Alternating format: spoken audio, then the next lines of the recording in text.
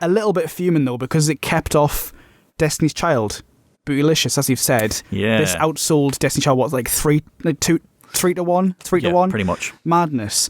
It was certified gold though, 400,000 copies, and it got the album Survivor back to number 1. So it's a big single for them.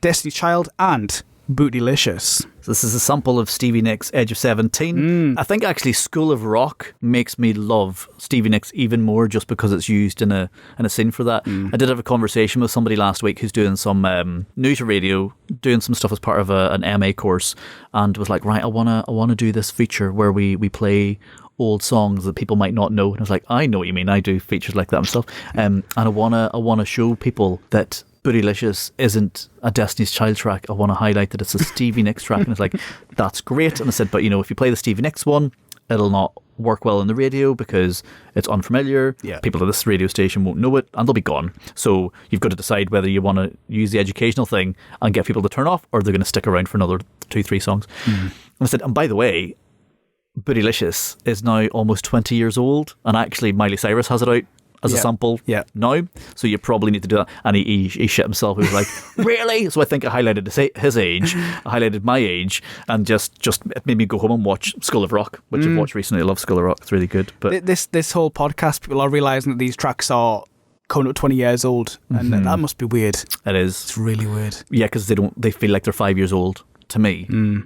It's a strange experience really going through this, but this was the follow-up to Survivor, the second single off the album, and I think even though the sales weren't low, I think the sales were down to the fact that we'd already had the album and people had the songs a lot of the time, so maybe to get a number 2 is actually a big deal.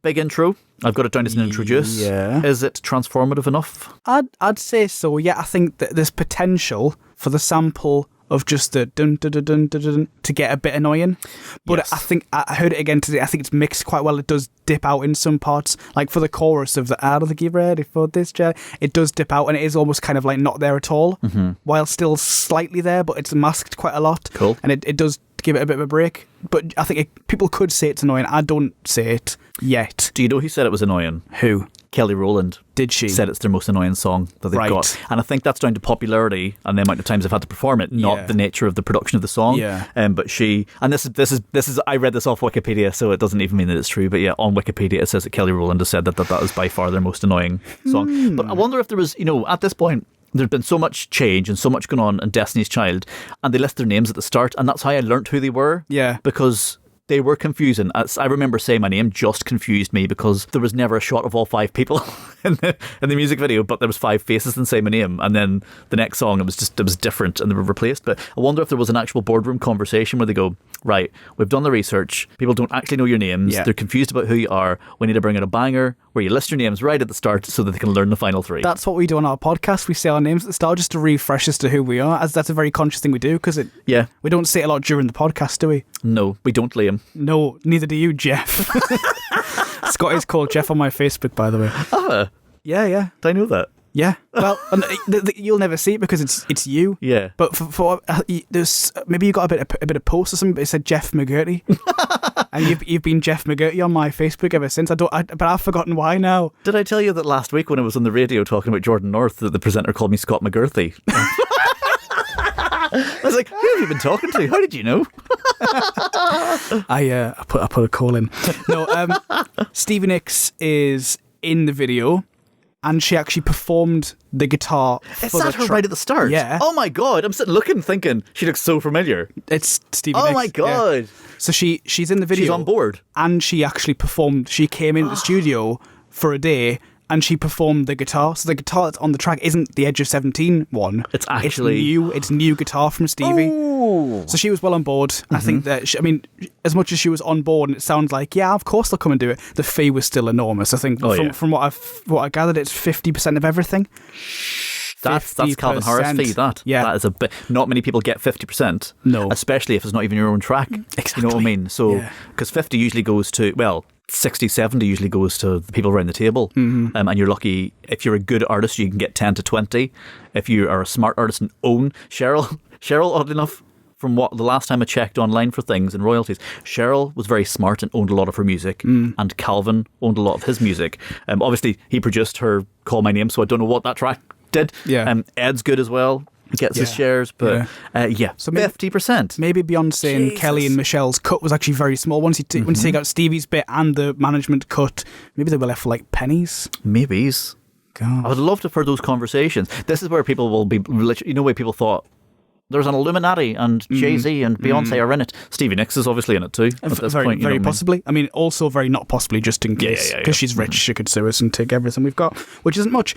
So Rob Fusari, the producer, he wanted Eye of the Tiger originally, but Beyonce's dad, Matthew, said no, we're sticking with Beyonce's idea of the Stevie Nicks, and I think it works out fine. I mean, they're so similar. Yeah. They're so similar, but would you want Survivor to come on your track and be in the video, or would you want Stevie Nicks? You want Stevie. You know what I mean? You want Stevie Nicks, don't you? It's genius. I love the blend of Stevie and R&B. I think it works. It does. What I do find is actually that the Stevie thing steals so much focus. I never really realised how lyrically rich it was, oddly enough. I totally agree, yeah. So I've gone through and I've listened to it and I know all of the words, but I had to sit and read the lyrics online and not sing it as the song. I had to read it as if it was a poem. Yeah. I was like, this is jam lyrics. This is how you do like a big jam without doing anything too politically, but you've got points and stuff in it, and it's a really smart piece of writing. I've really enjoyed looking through it.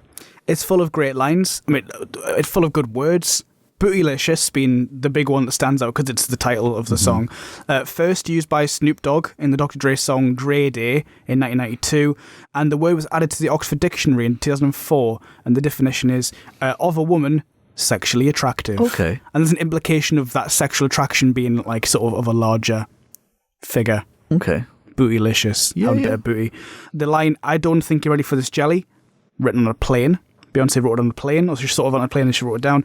And I looked up the genius interpretation of jelly, and they trace it back to the 1800s, which actually could be traced even further back to a poem where jelly is mentioned as like the fluids of a man. Jelly roll is used by African Americans to mean female genitalia, and this is popular in blues and jazz, by related meanings like sexual intercourse and a sexy woman. By using jelly here, this is from Genius, Destiny's Child connect their music to this history and adapt it to their own use. From the context, it is clear that they mean we aren't prepared for the sexiness, especially the booty. Okay. But jelly could relate to a lot of things, so if you go back to 1800s usage, jelly could mean spunk. Jelly bag could mean scrotum or female genitals, and jerk your jelly. Oh God! Jesus. Well, you can figure that one out. It's not a Roundtree's raspberry, is it? It isn't. No. Oh. So jelly has been sung by probably children of all ages since the song came out, and they're all talking about either spunk or balls. I just thought it was, I don't think you're ready for this jelly, and it was I'm proud of my my jelly arse, yeah. I think I dance to it and shake my actual bum cheeks at it too, probably really offensively, to be fair now in reflection. But that's just literally what I've always pictured whenever I've thought about it. Well, sorry for ruining it for you, but well, it's fascinating. I do like the fact that they maybe potentially have linked that kind of stuff into it. But that I feel like whenever we started this conversation, I wasn't feeling it. I forget how this conversation's like. I'm just thinking about jelly now. The whole song, the Stevie Nicks bit overdid it for me. And then, as you've reminded me, it dips in and out through the chorus. I like it. The fact that actually Stevie's done it, it gets extra points. So I'd gone from questioning whether Destiny's Child are just a completely over-marketed thing with songs that aren't as significant as what I remember. And I think now I'm actually back in camp Destiny's Child. I almost left it because of this song. Gosh, isn't that weird that I've done a full 360? I don't think it helped that Kelly Rowland also said that it's a really annoying song. But back in the camp. Back in the camp. I like it.